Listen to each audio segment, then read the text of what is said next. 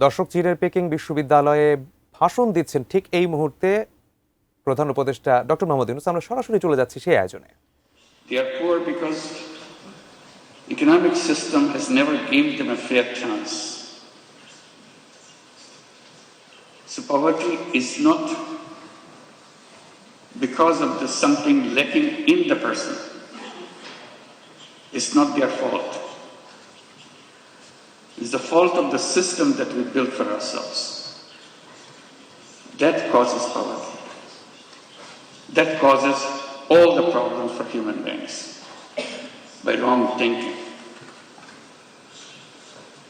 And I blame myself for being part of that institution, academic institution, where we pass on this wrong knowledge to the next generation. So I plead guilty that we have not been able to change those ideas, wrong ideas, which make people suffer. So my struggle has always been to go back, to find out the faults in the system that we promote, we teach the young generation, so that we do not repeat the same thing for the next generation. Topper nonstick কুকারে 5 স্তরের European standard coating থাকায় খাবার লেগে যায় না। It is designed to serve only the wealthy, not the poor. That realization led me to create an alternative, one where even the poorest individuals could access the services of the institutions which are created for people. I've been promoting the idea to let the young people come to the universities, get good degrees from good institutions, and then go to the job market to become job seekers. I have been telling that this is a wrong idea. Human beings are not born to become job seekers. Job is a wrong idea. Human beings are creative beings. They enjoy doing creative things. Job is a negation of creativity. Job forces you to do things what your supervisors want you to do. Job is a continuation of the tradition of slavery. Human beings are not fit for slavery. Human beings are independent beings. So I keep on promoting the idea that all human beings are born as entrepreneurs, not job seekers. Universities should be preparing young people to go out and become successful entrepreneurs, not job seekers. And that idea came from a simple experience. I started as a small initiative with a handful of women in a village next to the university where I was teaching in Bangladesh. I started lending tiny little money to the poorest women that the world has ever known, just to make sure she feels that she can handle this money and change her life. I had no idea that whether it would come true, but I was amazed how these illiterate, poor women could use tiny little money, $10, $20 worth of money, and did a very successful way of paying back and change her income situation. And she continued to pursue that round after round and change her life. And it turned into millions of women all over Bangladesh, and with perfect record. That convinced me totally.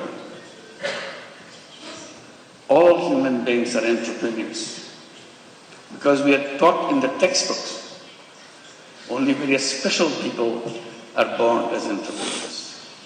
Rest of us human beings have to serve under them. I said, that's absolutely wrong idea.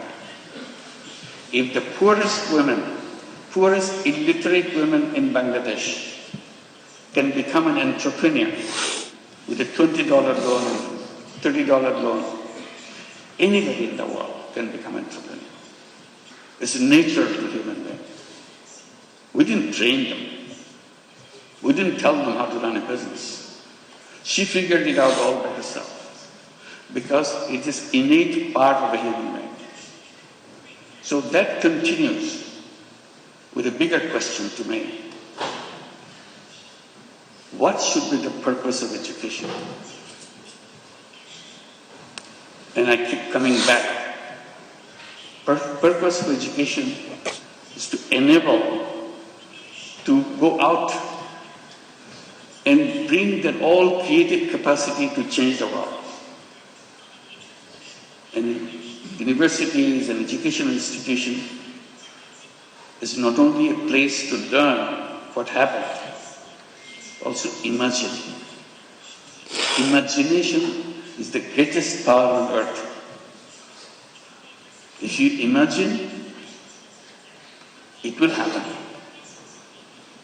If you don't imagine, it will never happen. If you look back, things happen because somebody imagined it. Imagine something big, something unheard of, something you never dared to hope that it will work. But you imagine and stay with it. If you stay with it, it will happen. So that is the greatest power. Imagination is more powerful than anything you can bring together. So I follow that, encourage young people like you, along with what you are learning, imagine. Dare to imagine the most odd thing that you ever thought, most necessary thing you think could be done. At the moment it looks odd, at the moment it looks impossible. The human journey is about making impossible possible. That's our journey. And we can make that happen.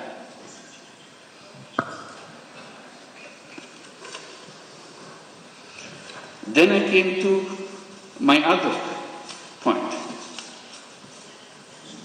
Why the way we do things followed by something that we are not sure of? This civilization that we are passing through, will it help us to overcome the problems that we face? Problem of environmental crisis, problems of extreme wealth concentration, problem of massive unemployment? My answer was always no. This civilization will continue to make it worse and worse. I even dare to say this is a self-destructive civilization. We have no scapegoat. We have to build a new civilization as soon as possible. Abandon the civilization that we are passing through and move on to create a new civilization. And I asked myself, what would be the feature of that civilization? The answer to me is very clear. That civilization must know that there is no environmental hazard left anymore. And that can be done with Xtra. Creating a financial system, creating an economic system which doesn't depend on creating carbon emission. Carbon emission is going to kill us, so we have to get rid of carbon emission. We have to make sure there is no wealth concentration. We have to make sure there is no unemployment. So I come up with a simple formula by saying we have to create a civilization of 3 zeros. Zero net carbon emission, zero wealth concentration, and zero unemployment. Sounds very reasonable, but to work it out, you have to abandon the old thinking process. You have to create a world where each human being will be given an opportunity not only to express his selfish interest, also selfless interest, and create not only money-making business, create business to solve problem without any intention of making money yourself. We call it social business.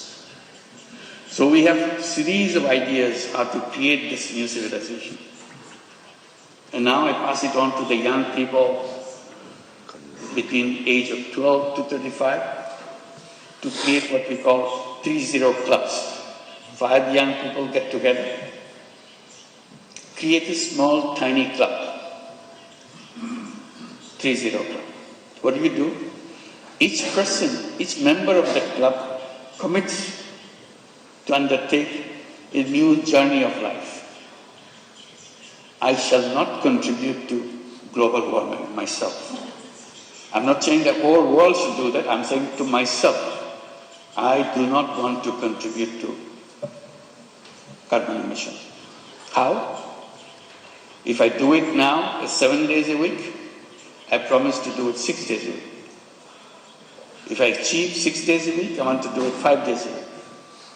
If I achieve 5 days a week, gradually 2 days a week, 1 day a week, and nothing. So I become a 3-0 person. Idea is if I can become a 3-0 person, you can become a 3-0 person, world would be a 3-0 world. That's a simple idea. And I'm amazed by the response I get from the young people all around the world. They keep on adding numbers, 3-0 clubs. I hope you'll consider examining whether you'd like to form your 3-0 club and create a new civilization, which you'll be proud of. This is an imagination, but the imagination is where the journey begins.